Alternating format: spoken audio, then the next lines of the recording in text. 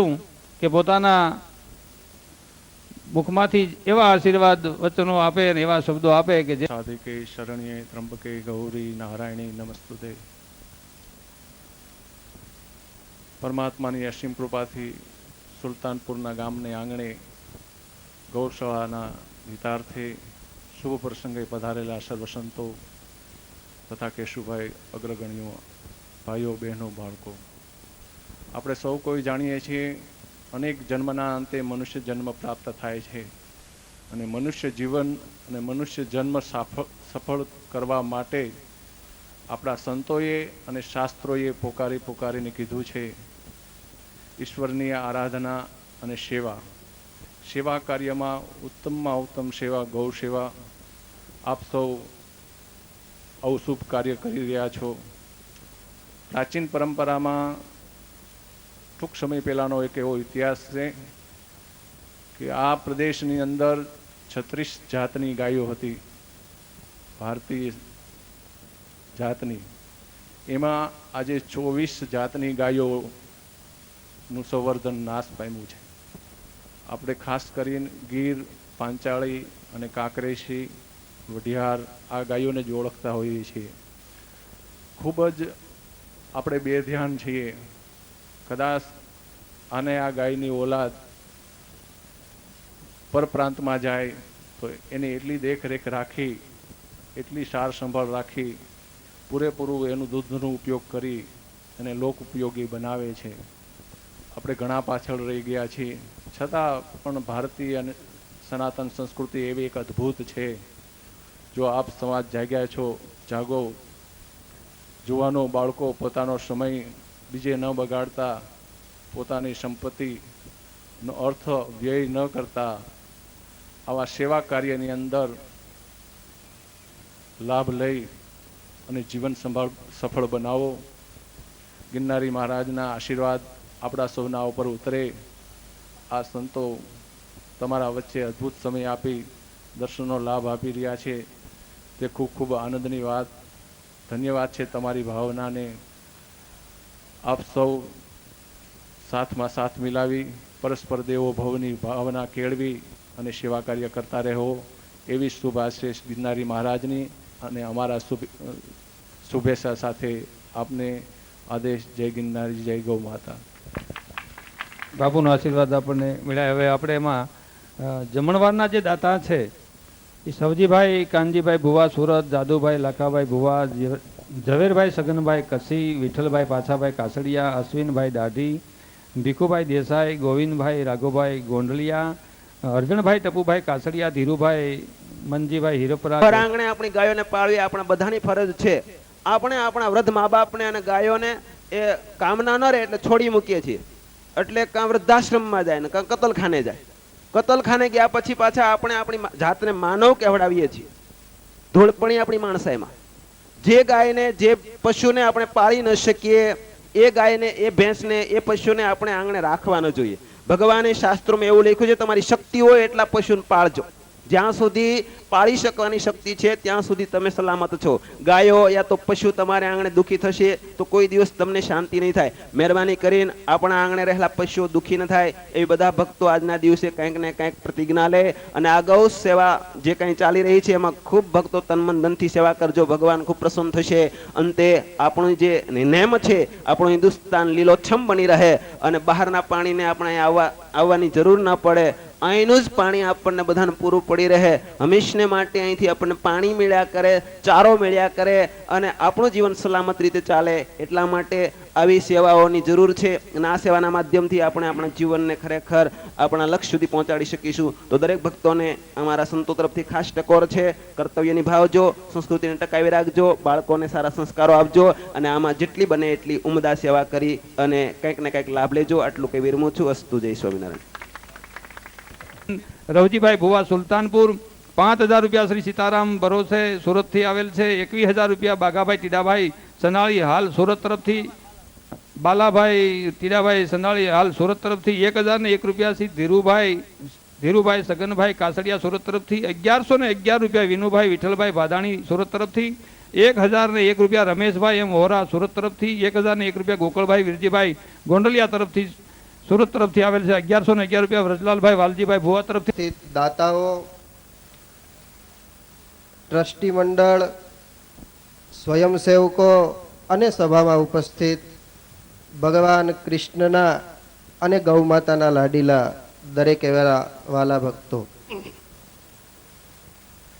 સુંદર મજાનો ગૌશાળાના ઉદ્ઘાટનનો પ્રસંગ છે. આપણે જાણીએ છીએ ગાય શું છે. પિતાજી એનું મૃત્યુ થાય, પાણી રેડવાનું હોય ત્યારે ગાય યાદ આવે છે અને શોધવા નીકળીએ છીએ. એ ગાયનું ગૌરવ આ હિન્દુ સંસ્કૃતિમાં, આપણી ભારતીય સંસ્કૃતિમાં વર્ષોથી જળવાઈને આવેલું છે. આજથી 5500 વર્ષ પહેલા ભગવાન શ્રી કૃષ્ણ નારાયણ પ્રગટ થઈને આવ્યા અને 3.5-4 વર્ષની ઉંમર થઈ અને ચાલવા શીખ્યા. ત્યારે એણે મા યશોદાને એમ કહ્યું કે મા, મને વત્સપાલ બનાવ, હું ગાયોની વાછરડાની સેવા કરવા માટે આવ્યો છું. અને નાની એવી લાકડી હાથમાં લઈ અને એ વાછરડાઓને ચરાવવા માટે ભગવાન કૃષ્ણ જતા એવું ભાગવત કહે છે. મોટા થયા પછી ગોપાલાષ્ટમીને દિવસે ભગવાન કૃષ્ણ ગાયો ચરાવવા માટેની તૈયારી બતાવી ત્યારે એ કૃષ્ણમાંથી ગોપાલ બન્યા. અને એનો એ ભગવાન 11 વર્ષ અને 49મા દિવસે જ્યારે ગોકુળને છોડીને વિદાય લેતો હતો તે દિવસે એને હૃદયમાં વેદના બહુ થઈ. એક વ્યક્તિ એવો છે એને જીવનમાં ખૂબ આનંદ હોય, ઉત્સાહ હોય, ઉમંગ હોય, પણ એક દિવસ સમય એનો જીવનમાં એવો આવે, એનું હૃદય દુઃખથી વ્યથિત થઈ જાય, દુઃખથી ભરાઈ જતું હોય અને એ વ્યક્ત કરવા જેવો એની સામે માણસ કોઈ ન હોય. આ જગતમાં સ્ત્રી રડે તો પુરુષને કહે, પુરુષના ખોળામાં માથું મૂકે.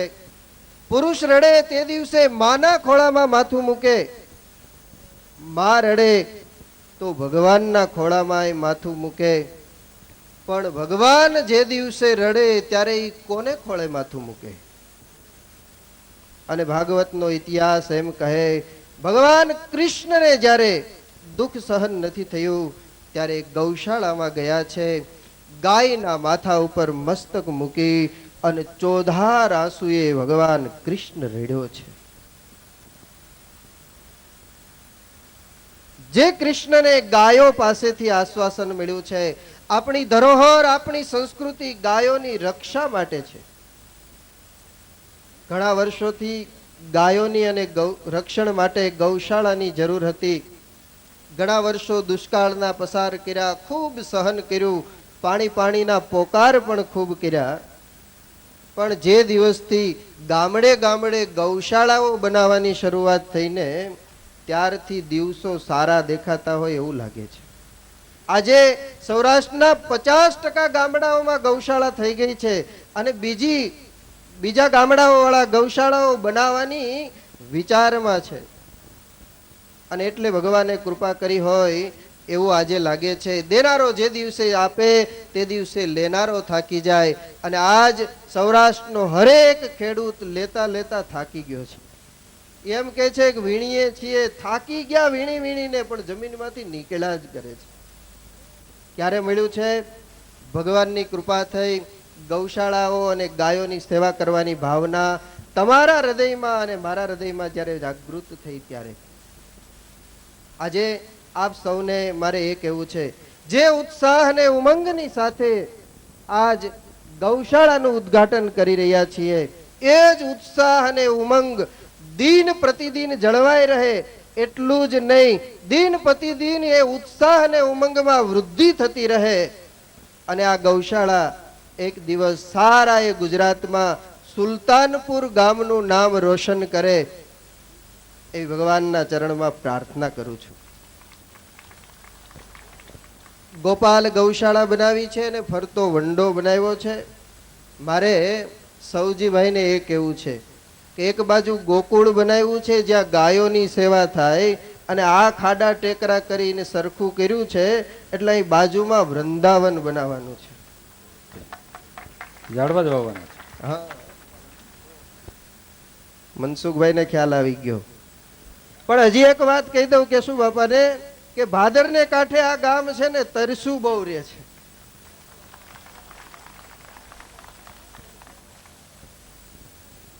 અઠવાડિયે પાણી મળે, એમાં ઉનાળો આવે ને હાવ બંધ થઈ જાય છે. અહીંથી રાજકોટ પાણી જાય છે, આ ગામમાં આવતું નથી. અને કેમ આવતું નથી એ તો મને ખબર નથી. આ બેનો પાણી ભરવા આમ જાય એના કરતા એક દિવસ જેટલી ગામમાં બેનો છે ને બેડા લઈ અને ગાંધીનગર પહોંચી જાય ને, ભલે ખર્ચો થાય કાંઈ વાંધો નહીં. તો આ ગામને નંદનવન બનાવવું છે, વૃંદાવન બનાવવું છે, અને એને માટે પાણીની આવશ્યકતા થશે. સેવાની વાત આવી છે, પાણીની વાત આવી એટલે એક વાત કહી દઉં કે રામની સેવા ભગવાન હનુમાનજી મહારાજે કરી તો હનુમાનજીને દાદા કહેવામાં આવ્યા, દાદાનું ઉપનામ આપવામાં આવ્યું. હનુમાન દાદા કહેવાય. અને દાદા થઈ અને ગામડે ગામડે બેઠા, અહિંસાનું આંદોલન ચલાવી અને આપણા ભારત દેશને આઝાદ કર્યો ગાંધીજીએ. એટલે આ દેશે ગાંધીજીને બાપુનું બિરુદ આપ્યું. અને નર્મદાથી પાઇપલાઇન દ્વારા સૌરાષ્ટ્રમાં પાણી લાવ્યા એટલે કેશુભાઈને બાપાનું બિરુદ આપ્યું. અને હવે રાજ્યસભામાં છે ત્યારે આ ગામ વતી કેશુ બાપાને હું કહીશ, અમારે મંત્રી બહુ લાડકા છે બાવકુભાઈ, કાંઈ કામ હોય તો કહેજો, અમે એને આગ્રહ કરશું. એટલે નરેન્દ્રભાઈને આપણા મિનિસ્ટર સાહેબને કહીને પણ કોઈ પણ ભોગે અહીંયા પાણી આવે અને ગૌશાળામાં 24 કલાક પાણી આવે એવી વ્યવસ્થા થાય.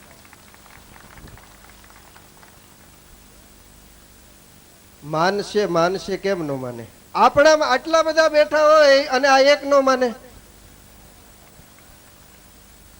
પણ મૂળ ખાટલે મોટી ખોટ આપણામાં પાયો નથી. આજ ભેગા થયા છે ને, આમાં ગૌશાળાના કહી દઉં, ગૌશાળાના ઉદ્ઘાટનમાં આવ્યા છો અને ગાયો ઉપર ભાવ છે એ બધી વાત સારી, પણ ઘણા તો પ્રોગ્રામની રાહ જોતા હોય.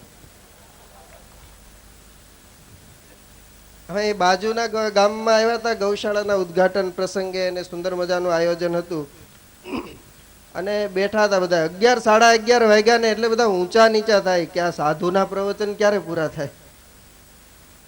પ્રોગ્રામની રાહ જોતા હતા. અને પ્રોગ્રામમાં ડાયરો હતો અને એની ભેગી ડાયરી આવી હતી ને, એટલે બધાને એની રાહ હતી. તમે બધા તો અહીંયા ગાયોની સેવા માટે સુંદર મજાનું ગૌશાળાનું આયોજન કર્યું અને ભેગા થયા છો. ખૂબ ખૂબ અભિનંદનને પાત્ર છે. ગામ એક બનીને રહે તો ગમે એને ઝુકાવવાની તાકાત ગામમાં હોય છે. ગામ એક થાય તો ગામને ફરતો કોટ થાય. શું ન થાય ગામ એક થાય તો? પણ આપણે એક થવાની જરૂર છે. એટલે ગામ સંપીને રહે, મતભેદો, મનભેદો, વય મનસ્યો બધું ભૂલી અને એક થાય એવી ભગવાન સહજાનંદ સ્વામીના ચરણમાં અને અહીંયા જેની સેવા થવાની છે ગૌ માતના ચરણમાં પ્રાર્થના કરી અને વિરમું છું. જય સ્વામિનારાયણ. જય સ્વામી. 51,000 રૂપિયા વિઠ્ઠલભાઈ પુના. એવા જ આપણા ગુજરાત રાજ્યના, જેને આપણે સૌરાષ્ટ્રની ધરતી ઉપર નર્મદાના નીર લઈ આવલા અને આપણા બધાના વંદનીય અને આપણા બધાના વડીલ એવા માન્ય માજી મુખ્યમંત્રી શ્રી કેશુભાઈ પટેલ, આપણા ભારત સરકારના જેને આપણા જ મંત્રી કહી શકીએ એવા ભાવનાબેન, એવા જ આપણા જેને ગોંડલ વિસ્તારના આપણા ધારાસભ્ય પણ ગણી શકીએ અને મંત્રીશ્રી પણ ગણી શકીએ એવા મોરબી શ્રી બાવકુભાઈ, એવા જ આપણા પોતાના ધારાસભ્ય કહી શકીએ એવા બેન શ્રી જસુબેન, આપણા સૌરાષ્ટ્રના આંગણેથી ગુજરાતની અંદર સુરતમાં જેમને એક સ્પષ્ટ વક્તા તરીકે જેને ગણી શકીએ ધારાસભ્ય એવા અમારા મિત્ર શ્રી ધીરુભાઈ ગજેરા, સૌરાષ્ટ્રમાંથી પધારેલા બધા સંતો, મંચ ઉપર પધારેલા બધા સૃષ્ટિઓ, દાતાઓ, વડીલો અને માતાઓ અને બહેનો, ખાસ કરીને સુલતાનપુરના આંગણે જેને એક પવિત્ર કાર્ય કરી શકીએ એવા કાર્યની અંદર ખરેખર જ્યારે આજે ધીરુભાઈ કેશુબાપા અને અન્ય મંત્રીઓ ઉપસ્થિત છે ત્યારે વિશેષ નહીં કહેતા, જ્યારે પાણીના પ્રશ્નની જ્યારે વાત આવી છે એટલા માટે આપણી વચ્ચે જેવી વ્યક્તિ આપણા ગોંડલ તાલુકાની અંદર 84 ગામની સંપૂર્ણ ગ્રામ્ય વિસ્તારની નર્મદાની પાઇપલાઇનની જેને યોજના કરી છે એવા આપણે જેને કોટી કોટી વંદન કરીએ એવા કેશુભાઈ પટેલે આપણી યોજના મંજૂર કરેલ હોવા છતાં પણ આજે 1 વર્ષ દરમિયાન પોતે મુખ્યમંત્રી હતા ત્યારે ગોંડલ શહેર કરતાં પણ વિસ્તારમાં આપણા ગ્રામ્ય ક્ષેત્રના એક એક ગામની અંદર નર્મદાના નીર આવે એવી ભાવના ધરાવતા હતા. અને એ વખતે આપણી યોજના મુખ્યમંત્રી હતા ત્યારે મંજૂર થઈ છે, ત્યારે પણ કોઈ પણ કારણોસર અત્યારે યોજના આપણી શરૂ થઈ શકી નથી. ઘણી વખત ટેન્ડરો બહાર પડ્યા છે, પણ જ્યારે કામ થઈ શકતું નથી એવા વખતે માનનીય મોરબી શ્રી કેશુબાપાને પણ તમારા બધી વિનંતી કરીએ કે જે આપણું તમારા હસ્તે જે યોજના મંજૂર થઈ છે એ ઝડપથી ગોંડલ તાલુકાની યોજના પૂર્ણ થાય. જ્યારે કુદરતની અમી દ્રષ્ટિ સૌરાષ્ટ્ર ઉપર છે ત્યારે વિશેષ કરીને આપણા પાક વીમાના પૈસા જ્યારે ભારત સરકારના પ્રતિનિધિ તરીકે તેઓ બેઠા છે, રાજ્યસભાના સભ્ય છે, ત્યારે ગુજરાત સરકારને અને ભારત સરકારને પણ ખેડૂતોને પાક વીમાના પૈસા તાત્કાલિક મળે એવી આપણી ભાવના સરકારમાં પહોંચાડે એટલી જ વિનંતી કરી વિનવું છું. ભારત માતા કી જય, વંદે માતરમ. ખૂબ ખૂબ આભાર, ખૂબ ખૂબ ધન્યવાદ જયંતિભાઈ. 51,000 રૂપિયા ઝવેરભાઈ સગનભાઈ કચ્છી તરફથી ગૌશાળામાં મળેલા છે, તથા તુલસીભાઈ સગનભાઈ કચ્છી તરફથી 21,000 રૂપિયા ભીખાભાઈ કુરજીભાઈ દેસાઈ સુરત તરફથી, 11,111 રૂપિયા બાવાભાઈ વાલજીભાઈ કચ્છી તરફથી, 5100 રૂપિયા વ્રજલાલભાઈ રતિભાઈ બારોટ તરફથી, 5,001 રૂપિયા શ્રી ગોપાલભાઈ એમ વોરા તરફથી, 5,000 એવા જ વંદનીય સૌના મોભી પૂજ્ય કેશુબાપા, તમામ વડીલો, ભાઈઓ અને બહેનો,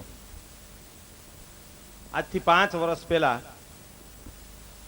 જામકા ગામથી, જુનાગઢ જિલ્લાનું ગામ, લોકોના શ્રમદાનથી અમે ચેકડેમ અભિયાન શરૂ કરેલું. કેશુબાપા, સચ્ચિદાનંદ સ્વામી, ભાવનાબેન બધા મહાનુભાવો આવ્યા અને ત્યાંથી કેશુબાપાએ સંકલ્પ કર્યો કે અમે સરકાર તરીકે પણ આમાં જોડાઈ અને જબરદસ્ત કામ કરશું અને યોજના કરી. તો 5 વર્ષ જ્યારે મેં આ કામ કર્યું એ દરમિયાન 5 વર્ષમાં મારે સૌરાષ્ટ્રમાં 1,000થી વધુ ગામોમાં હું ગયો છું અને 1200 જેટલી મેં ગ્રામસભા લીધી અને લોકો સાથે સંપર્ક કર્યો. એમાંથી મને જાણવા મળ્યું કે છેલ્લા 30 વર્ષમાં સૌરાષ્ટ્રમાંથી 80% ગાયોની સંખ્યાનો નાશ થઈ ગયો છે. આ 30 વર્ષમાં આપણે કરોડો અબજો રૂપિયા કદાચ દાન એકઠું કર્યું, ખૂબ ગાયોની સેવા કરી, પણ આ વાસ્તવિકતાને આપણે સ્વીકારવી પડે કે ગાયોની સંખ્યા આટલી ઘટી છે અને ઘટી જવાનું જો સૌથી મુખ્ય કોઈ કારણ હોય તો આપણે એમાં 33 કરોડ દેવ જોઈ છે, એમાંથી એકે ઓછા કર્યા. આપણે એને માતા માનીએ છીએ, એમાંથી એક પણ માણસે ના પાડી કે હું માતા નથી માનતો. અને હું તો એમ માનું છું કે આપણે ઘણી વખત આપણે એમ કહીએ કે ગાય છે હિન્દુ ધર્મની માતા છે, પણ ના, હું અહીંથી આગળ વાત કરું છું કે ગાય છે ને આ સૃષ્ટિ ઉપરના તમામ માનવીની માતા છે. અને મેં એ પણ ચિંતન કર્યું અને નકશાઓ જોયા અને બધું વાંચ્યું કે આખી દુનિયામાં ભગવાને જ્યાં મનુષ્ય બનાવ્યો ત્યાં એક પણ પ્રદેશ ગાય વગરનો બાકી નથી. ભેંસ માત્ર એશિયા ખંડના 4-5 દેશોમાં જ છે, સિંહ માત્ર એશિયા ખંડમાં આફ્રિકામાં જ છે, ગેંડા ખાલી આસામમાં છે, પણ આખી સૃષ્ટિ ઉપર જ્યાં મનુષ્ય છે ત્યાં બધે જ ગાય છે. એટલે ગાયનો નાતો ધર્મથી પણ આગળ જઈ અને આપણો એની સાથેનો પ્રાકૃતિક નાતો છે. અને એ ગાય છે ને એ આપણી દયા ઉપર નહોતી જીવતી, આપણા આંગણે જીવતી હતી. ગાય બિચારી નથી, આપણું જીવન ગાયના આધારે છે. ગાયનું જીવન આપણા આધારે આવ્યું છે ને, એ ફરીને વિચારવાનો સમય આવી ગયો છે કે આપણે બિચારી કરી અને આપણી દયા ઉપર શા માટે જીવે છે. આપણી માને આપણે સાચવીએ નહીં તો પાડોશી આવીને કે બિચારી તમારી માં, પણ આપણે સારી રીતે સાચવતા હોય તો એક પણ વ્યક્તિ આવીને કે બિચારી તમારી માં એમ બોલી શકે ખરો? અને આનું જો સૌથી મુખ્ય કારણ હોય તો આપણે ગાયોનું સંવર્ધન નથી કર્યું. ભારતમાં કુલ 51 પ્રકારની ગાયો છે, એમાં સૌથી વધુ દૂધ આપતી ગાય હોય તો એ આપણી ગીર ગાય છે.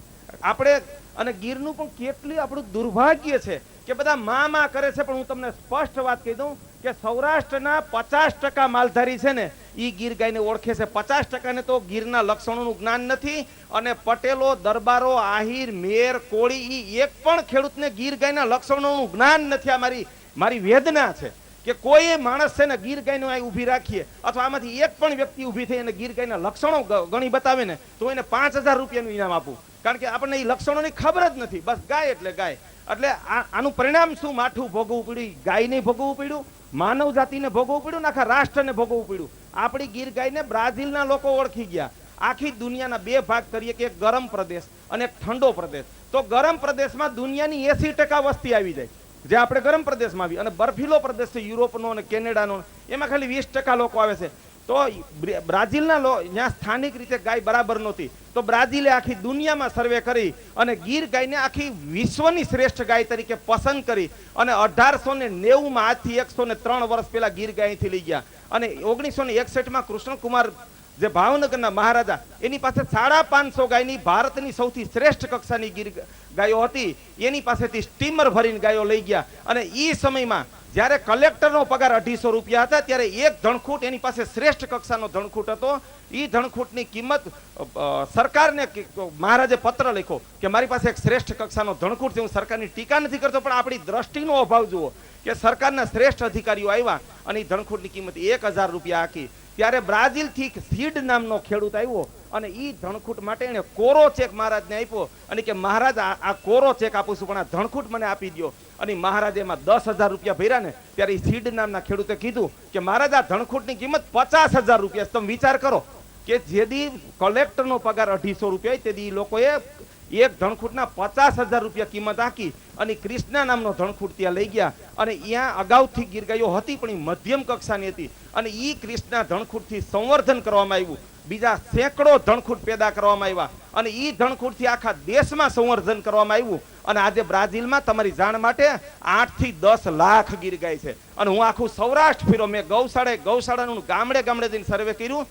સૌરાષ્ટ્રમાં માત્ર 2000 શુદ્ધ કક્ષાની ગીર ગાય છે અને 5000 મધ્યમ કક્ષાની ગીર ગાય છે. આ આપણું માનવી ધાર્મિક અને રાષ્ટ્રીય લાંછન છે કે જે ગાયને ભગવાને આ ધરતી ઉપર ઉત્પન્ન કરી હતી, ત્યાં 5-7 હજાર જ ગાયો સારી કક્ષામાં હોય અને વિદેશમાં 10 લાખ ઉપર આંકડો હોઈ ગયો. આર્જેન્ટિનામાં 4 લાખ ગીર ગાય છે, મેક્સિકોમાં 2.5 લાખ ગીર ગાય છે, એવી રીતે ઉરુગ્વેમાં બધે છે. અને હવે ત્યાંથી ગીર ગાય બ્રાઝિલથી નિકાસ થઈને અમેરિકામાં ગઈ ને અમેરિકામાં પણ 15-20 હજાર ગીર ગાય છે, જેટલી આજે સૌરાષ્ટ્રની ધરતી ઉપર પણ નથી.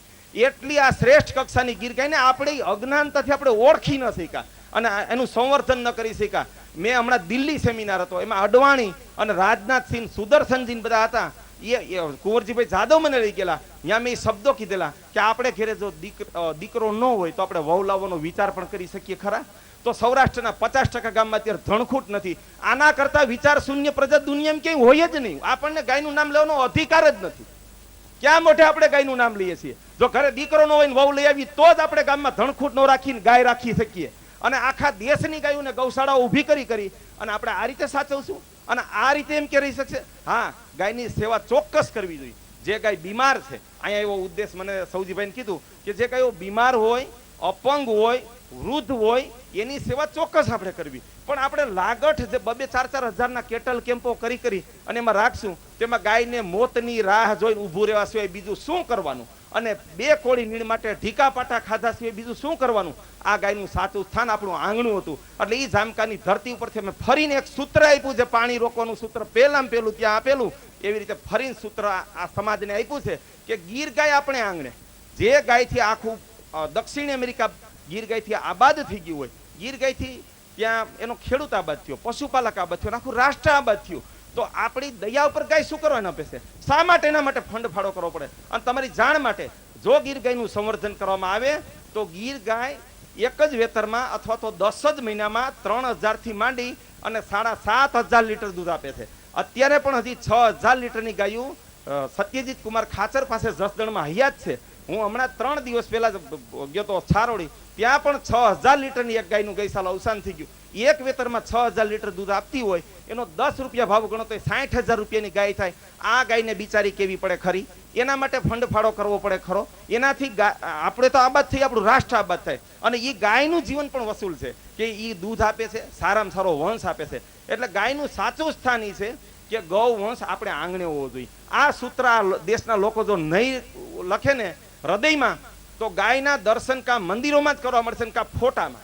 બાકી ક્યાંય ગાયના દર્શન કરવા નહીં મળે. એક નરી વાસ્તવિકતા છે, આપણે વાસ્તવિકતાને સ્વીકારીએ.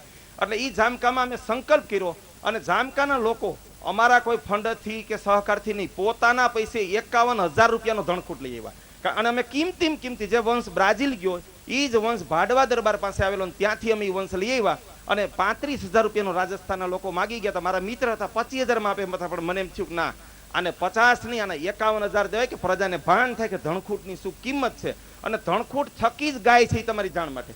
દાખલા તરીકે 100 શ્રેષ્ઠ કક્ષાની ગાય, આ ભુવનેશ્વરીની સ્વામિનારાયણ મંદિરની તમે ગાયું જોઈને એવી 100 શ્રેષ્ઠ ગાયની વચ્ચે તમે એક બાંગરો ધણખૂટ મૂકી દો ને, એટલે 3 વાળા બાંગરા ધણખૂટના પૂરા કરો તો એ ગૌશાળા કેટલ કેમ્પમાં ફેરવાઈ જાય. અને સાધારણ કક્ષાની ગામમાં ગાયો હોય ત્યાં શ્રેષ્ઠ કક્ષાનો જો ધણખૂટ રાખો ને તો એ ઉત્તરોત્તર, મારે ત્યાં સમય નથી, નહીં હું તમને આખું એનું વિજ્ઞાન સમજાવત એમ કે એ ઉત્તરોત્તર એનો વંશ સુધરીને 3 કે 4 વાળા પૂરા થાય ને તો ગામની એક પણ ગાય 1 ટંકે 12 શેરથી નીચે દૂધ કરતી ન હોય. આ મારી ગેરંટી છે. 12 શેરથી માંડી અને 20 શેર 1 ટંકે દૂધ કરે એ ગાય કોઈ દિવસ ભારે પડે ખરી? તો એ જામકાના લોકો 51,000નો ધણખૂટ લેવા અને 100 ગાયો લઈ આવ્યા. એવી જ રીતે એ વિચારનું બી અહીં રોપવા માટે હું મહિના દિવસ પહેલા આવેલો તો એક ધણખૂટ અમારી સંસ્થા તરફથી અહીંયા અમે પણ શ્રેષ્ઠ કક્ષાનો ગીર ધણખૂટ અહીં દાનમાં આપ્યો છે. અને ગામડે ગામડે લોકો 2 સૂત્ર અપનાવે.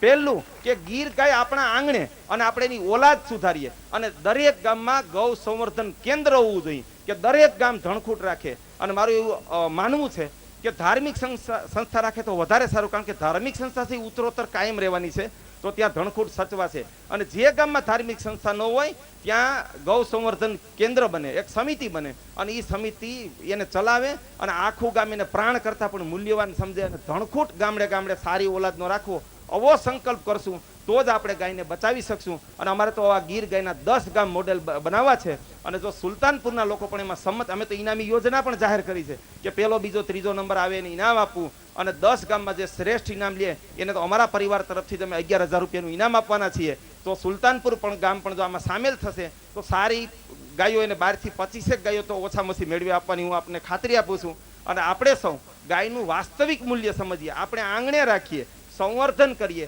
તો જ ગાય બચશે એવી મારી પૂરેપૂરી શ્રદ્ધા છે. અને એક વખત જો ગાયને બચાવવી હોય, રાષ્ટ્રને બચાવવું હોય, માનવ જાતિને બચાવવી હોય તો આ સિદ્ધાંત અને આ સૂત્ર ઉપર હાયલા સિવાય આપણે છૂટકો નથી એવી મારી શ્રદ્ધા વ્યક્ત કરી વિરમું છું. જય ભારત, જય હિન્દ. એવા મુનિ બાપુ, જગદીશ બાપુ, સૌજીભાઈ, આ ટ્રસ્ટના પ્રમુખ શ્રી સદાનંદ બાપુ, કરસનદાસ બાપુ, સ્થાનાજ બાપુ, તેમજ અમારા માર્ગદર્શક અને ગુજરાત રાજ્યના માજી મુખ્યમંત્રી, ગુજરાત રાજ્યના સાંસ્કૃતિક અને યુવા સાંસ્કૃતિક પ્રવૃત્તિના મંત્રી શ્રી બાવકુભાઈ ઉંધાડ, તેમજ મારા સાથી ધારાસભ્ય જસુબેન, તેમજ મંચસ્થ મહાનુભાવો, આ કામધેનુ ગૌશાળાના દાતાશ્રીઓ, તેમજ પત્રકાર મિત્રો અને આ શુભેચ્છક ભાઈઓ અને બહેનોને વાલા બાળકો, ગાય માતાની આપણે ગાયને માતા કહીએ છીએ કે આપણું રાષ્ટ્રીય પ્રાણી ગણો કે આધ્યાત્મિક પ્રાણી ગણો કે આપણી આત્મા ગણો. સૌથી વધારે આપણે દુઃખી છીએ ગાય માતાને જોઈને. આપણે ભારત માતાને માનીએ છીએ, ગંગા માતાને માનીએ છીએ, ધરતી માતાને માનીએ છીએ, ગાય માતાને માનીએ છીએ, છતાં પણ એનો જેટલો આદર કરવો જોઈએ એટલો આદર નથી કરતા.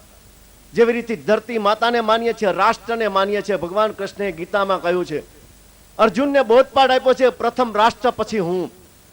પ્રથમ જે રાષ્ટ્રને માનનારો હશે એમને જો પ્રાપ્ત થઈશ, નહીં તો તારો દાન પુણ્ય ક્યારેય હું સ્વીકારીશ નહીં, આવું ભગવાન કૃષ્ણે કહ્યું છે ગીતામાં. છતાં આપણે રાષ્ટ્રની અંદર રાષ્ટ્રની સંપત્તિ સાથે ચોરી કરીએ, રાષ્ટ્રનું અહિત કરીએ, ગામની અંદર કદી કોઈ પણ જાતની આપણે રાષ્ટ્ર બાબતની લાપરવાહી રાખીએ, એ આપણો આજના દિવસનો સ્વભાવ બની ગયો છે. ગાય માતાની આપણે પૂજા કરીએ, ગાયને દરરોજે પર્વ આવે અને આપણે તિલક કરીએ, અને ગાય માતાનું ગૌમૂત્ર લઈને આખા ઘરમાં પવિત્ર કરીએ.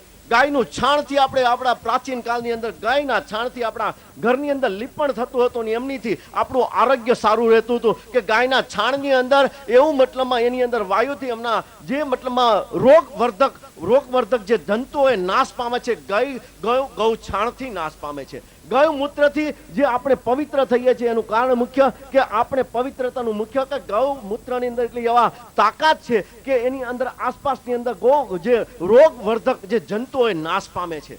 ગાયનું છાણથી આપણે પવિત્રતા પણ આપતો ઋષિમુનિ. એક દિવસ આપણે કૃષ્ણ ભગવાનને ખૂબ માનીએ છીએ. ભગવાન વિષ્ણુનો 8મો અવતાર છે અને ભગવાન કૃષ્ણને ગોવાળિયો છે.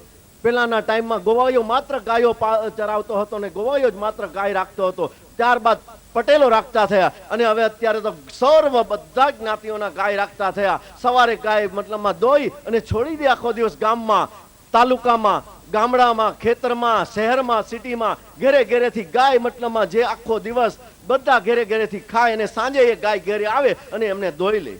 કેટલી કરુણતા કહેવાય, કેટલું અપમાન કહેવાય.